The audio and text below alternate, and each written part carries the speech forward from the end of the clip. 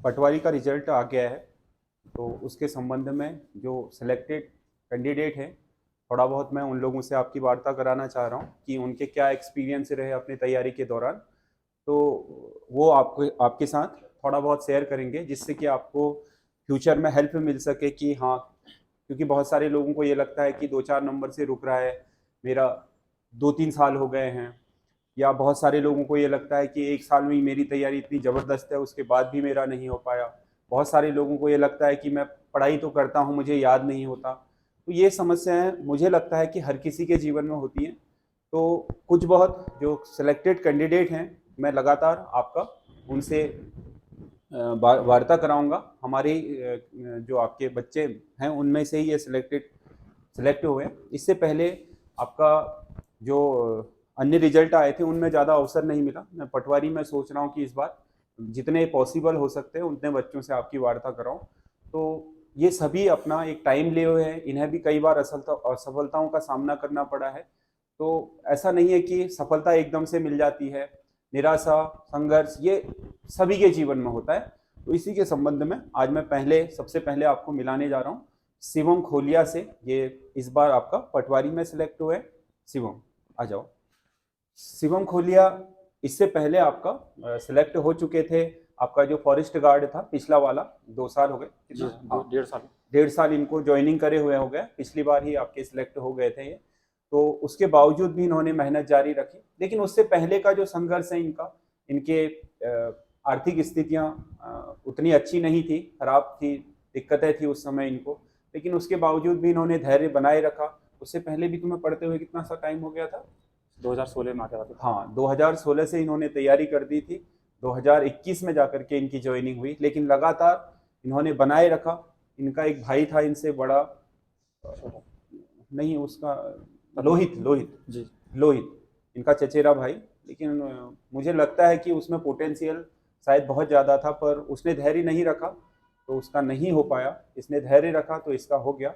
समय जरूर लगा, लेकिन आर्थिक परिस्थितियों से जूझते हुए जैसे भी हुआ, लेकिन एटलीस्ट ये सफल हो गया। उसके बाद भी देखो, मैं आपसे हमेशा बोलता हूँ कि सरकारी नौकरी कोई भी ले लो, अगर आपकी आर्थिक स्थितियां खराब हैं तो कम से कम पहले अपने आप को थोड़ा बहुत सक्षम बना लो। उसके बाद तुम्हें तैयारी जारी रखनी है तो रखो, वहां रह करके भी हो सकती है, क्योंकि आपका 80% तैयारी तो पहले ही हो चुकी होती है। 20% ऊपर के हिसाब से आप तैयारी कर लेते हैं तो फिर आपका हो जाता है। फॉरेस्ट गार्ड अब आपका पटवारी में हो गया है। आगे भी इसी तरीके से तैयारी जारी रहेगी। परसों जो संडे को आपका पेपर है, अगर उसमें अच्छी रैंक आती, क्योंकि पिछली बार तो निसंदेह इनकी अच्छी रैंक थी, परंतु वो रद्द हो गया। उसमें ठीक थी ना रैंक तुम्हारी? हाँ, उसमें इनको 4600 ग्रेड पे मिल जाता, परंतु उसमें दिक्कतें आ गई, आपको पता है। उसमें घपले घोटाले सब ये चीज़ें हो गई, ऐसे लोगों को निराशा हुई। लेकिन हाँ, ठीक है कि इनके पास नौकरी थी तो उनको इतना ज़्यादा फर्क नहीं पड़ा। लेकिन फिर भी, क्योंकि ये आपके प्रोग्रेस तो कर ही रहे थे, अब संडे को जो आपका बीपीडीओ का पेपर होने वाला है उसमें भी आपका ये प्रतिभाग करने जा रहे हैं। अगर उसमें आपका 4600 ग्रेड पे में होता है तो बहुत अच्छा है इनका, वहाँ जाएंगे। पर उससे नीचे होता है तो फिर वो ज्वाइन नहीं करेंगे। तो कुल मिलाकर के जो इनके प्रयास हैं वो अभी भी जारी हैं, मेहनत कर रहे हैं और दिन प्रतिदिन अपने आप को इम्प्रूव कर रहे हैं। युवा हैं, अभी एज कम है। अगर इसी तरीके से करते रहे तो आने वाले समय में उत्तराखंड पीसीएस है, समीक्षा अधिकारी है, या लोअर पीसीएस है, वहाँ कहीं ना कहीं इनका सिलेक्शन हो भी जाएगा। तो इसीलिए मैं आप लोगों से हमेशा कहता हूँ कि अपने संघर्ष को जारी रखिए। कम से कम अपनी आर्थिक स्थितियों को देखते हुए एक जॉब जो भी आप कम से कम समय में लेते हैं उसके लिए मेहनत करिए, उसे ले लीजिए। फिर उसके बाद अपने सपने को बड़ा कर लीजिए, फिर वहाँ के लिए मेहनत करिए। उससे आप अपना प्रोग्रेस कर लेते हैं। बहुत सारे बच्चे ये बोलते हैं कि सर हमारी तो आर्थिक स्थिति खराब है, क्या होगा, ये होगा, वो बहुत सारे लोगों के साथ होती है। और मैं ऐसे ही बच्चों को ज़्यादा आप लोगों से मिलाता भी हूँ जिनका संघर्ष थोड़ा ज़्यादा कठिन रहा हो। तो मैं चाहता हूँ कि शिवम अपने बारे में, अपने संघर्ष के बारे में आप लोगों से कुछ बात करें कि किस तरीके से इन्होंने पढ़ाई शुरू करी थी और कैसे कैसे इन्होंने किया। और दूसरी चीज़ ये है कि देखो, इसमें कोई बहुत श्रेय लेने वाली बात नहीं है, लेकिन मैं चाहता हूं कि ये वार्ता जो भी तुम करो उसमें स्टूडेंट को लाभ पहुंचे, इसके बारे में आपका ज़्यादा इस वार्ता का फोकस रखना, ताकि हर वो स्टूडेंट जो सिलेक्टेड कैंडिडेट को अपने से अलग समझता है और वो सोचता है कि इसके ये थोड़ा अलग ही था हमसे, तो वो आप बताने की कोशिश करें कि किस तरीके से आपने किया। Thank you sir. सबसे पहले तो जैसा कि सर ने बताया, मेरा नाम शिवम खोलिया है और मैं वर्तमान में बनारक्षी देवीधर रेंज चंपावत में अभी तैनात हूँ। मैं सर के पास 2016 से, जब मेरा कॉलेज में फर्स्ट ईयर में था, तब से मैं सर के पास आ गया था। पर जैसा कि सर ने कहा कि बच्चे आपस में वो करते हैं कि ये पढ़ने में होशियार होगा, मैं आपको बताना चाहूँगा कि मैं 12th में मेरी सिर्फ 50% थी, 50% थी, और मेरे को विश्वास भी नहीं था कि मैं कोई सरकारी नौकरी कभी निकाल पाऊँगा करके। पर सर के पास आया, सर बहुत अच्छा पढ़ाते हैं। पहले बात बताना चाहूँ कि सर आपका बेस बनाते हैं। बेस से सर, अगर आपका बेस बन गया तो आप कोई भी एग्ज़ाम धीरे धीरे क्रैक कर लेंगे। तो मैंने 2016 से, जैसा कि सर ने बताया, मैंने स्टार्ट करा था धीरे धीरे धीरे धीरे, और उस बीच में कोई भर्तियाँ भी नहीं निकली थी, ये भी हमारा दुर्भाग्य है। और पढ़ते पढ़ते सन 2019 में मेरा SSC GD में हुआ था। उसमें मेरे 85 नंबर थे, पर मैं मेडिकल अनफिट हो गया था उसमें भी। उसके बाद मेरा उत्तराखंड हाई कोर्ट में भी हुआ था, उसमें मेरे 101 नंबर थे, पर मैं वहाँ भी टाइपिंग में निकल नहीं कर पाया था। मैं बहुत डिमोटिवेट फील कर रहा था, क्योंकि मेरी घर की कंडीशन इतनी खराब बहुत ही ख़राब थी। मम्मी कमाने वाली थी, मम्मी टेलरिंग करती थी, और भाई, छोटा भाई था, तो मैं डिमोटिवेट फील कर रहा था। पर 16 फरवरी को फॉरेस्ट गार्ड का पेपर, जैसा कि सर ने बताया, फॉरेस्ट गार्ड का पेपर था, और फॉरेस्ट गार्ड के पेपर में मेरा हो गया। तो फिर वहीं से संघर्ष से प्रारंभ हुआ। पढ़ाई, नौकरी के साथ ही पढ़ाई करी, और धीरे धीरे आपके सामने आया हूँ। बस मैं कहना चाहूँगा, मेहनत करते रहिए, अपने में विश्वास कीजिए। सर कह रहा हूँ, जो भी मैं कहना चाहता हूँ कि जो भी मैं हूँ आज सर की वजह से हूँ, क्योंकि हमारी तो लोहाघाट का नाम अगर पूरे उत्तराखंड में आ रहा है तो वो सर के श्रेय से ही आ रहा है। मैं इस पूरा श्रेय सर को देना चाहूँगा। सर धन्यवाद। एक बात थोड़ा इन्हें ये भी बताइए कि देखो, कभी भी हार नहीं माननी चाहिए। देखो, इन्होंने बताया कि मेरा 2 जगह पर हुआ, उसके बावजूद भी 2 जगह पर हुआ और फाइनली मैं सेलेक्ट नहीं हो पाया, अच्छे नंबर लाने के बावजूद भी, जबकि दोनों जगह नंबर फाइनल लिस्ट में आने वाले थे। उस समय डिमोटिवेट होना स्वाभाविक है। देखो, किसी का भी घर में केवल माँ एक कमाने वाली है, वो भी आपको पता है कि टेलर की दुकान चला करके, और लेडीज टेलरों के पास हमारे पहाड़ में कितना काम होता है, आप सोच सकते हो, छोटा मोटा काम ही होता है।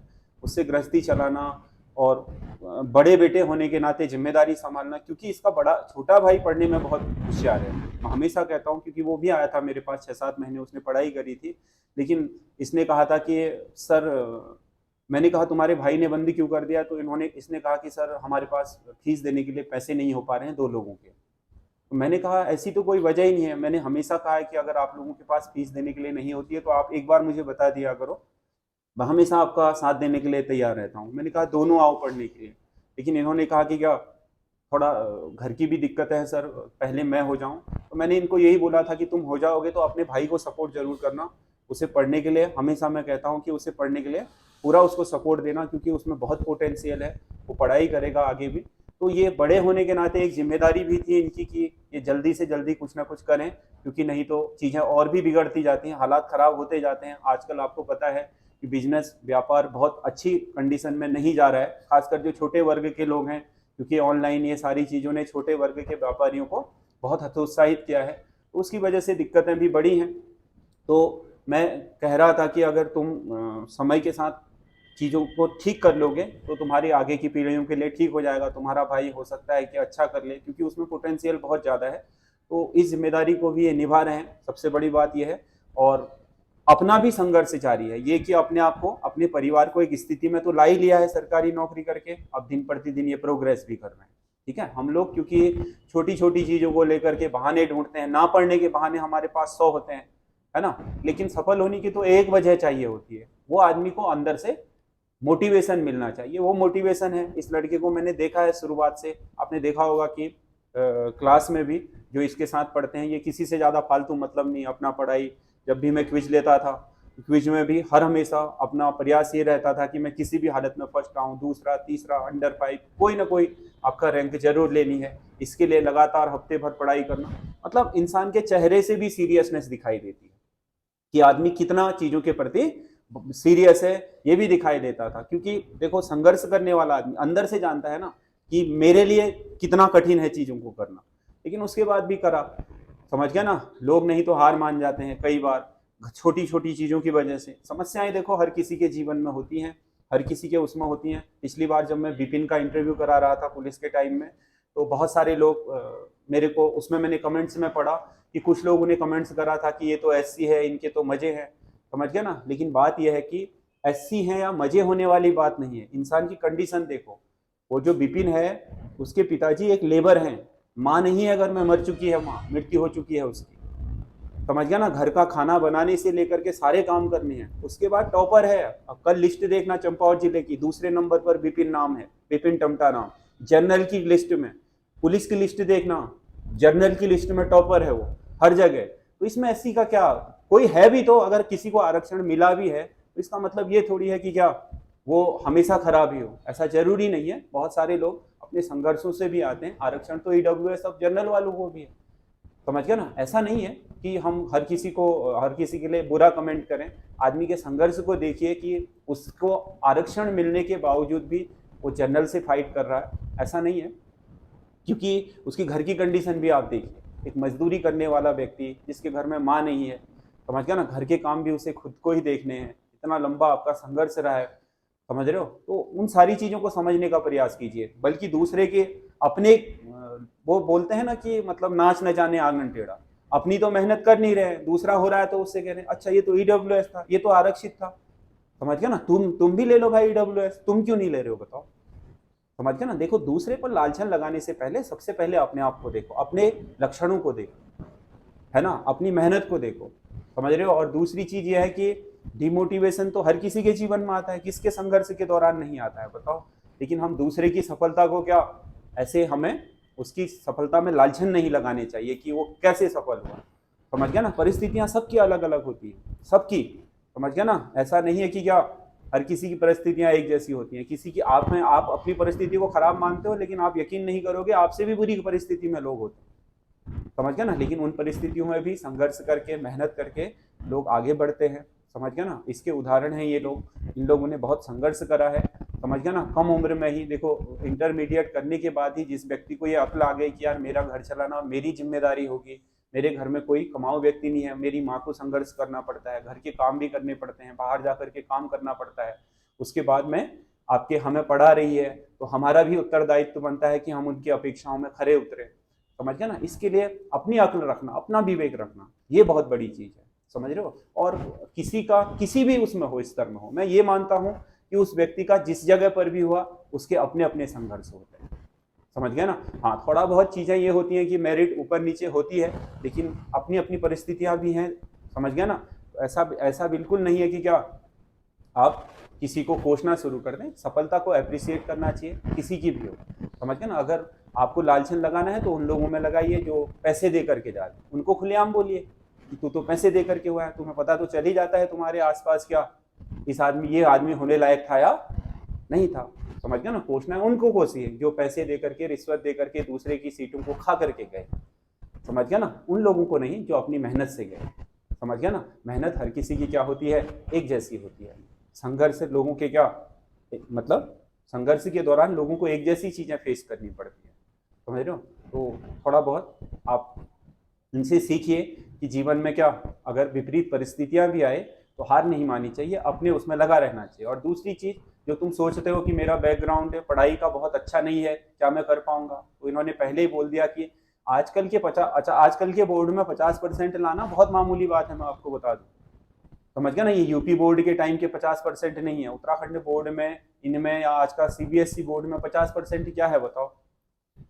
एक नॉर्मल से बच्चे के भी 50% होते हैं, 60% होते हैं। फर्स्ट डिवीजन तो लगभग किसकी होती है, हर किसी की। मैंने देखा है कि लिखना भी नहीं आता, लेकिन उसके बावजूद भी फर्स्ट डिवीजन होती है लोगों की, समझ गया ना। तो 50% वाला कोई बहुत हाई फाई नहीं होता है, बस उसके बाद देखो मेहनत कितनी करी, समझ गया ना। एट प्रेजेंट में उस व्यक्ति की जो भी स्थितियां हैं उसकी मेहनत की बदौलत, ठीक है। तो आगे भी हम मिलाते रहेंगे लोगों से और उनकी संघर्ष की कहानियां आपके साथ बयान करते रहेंगे, ठीक है। अगर आप लोगों को किसी को कोई प्रश्न पूछना हो इनसे या किसी भी तरह का, तो आप पूछ भी सकते हैं। किसी को भी किसी भी तरह का कोई भी प्रश्न पूछना हो तो आप पूछ लीजिए।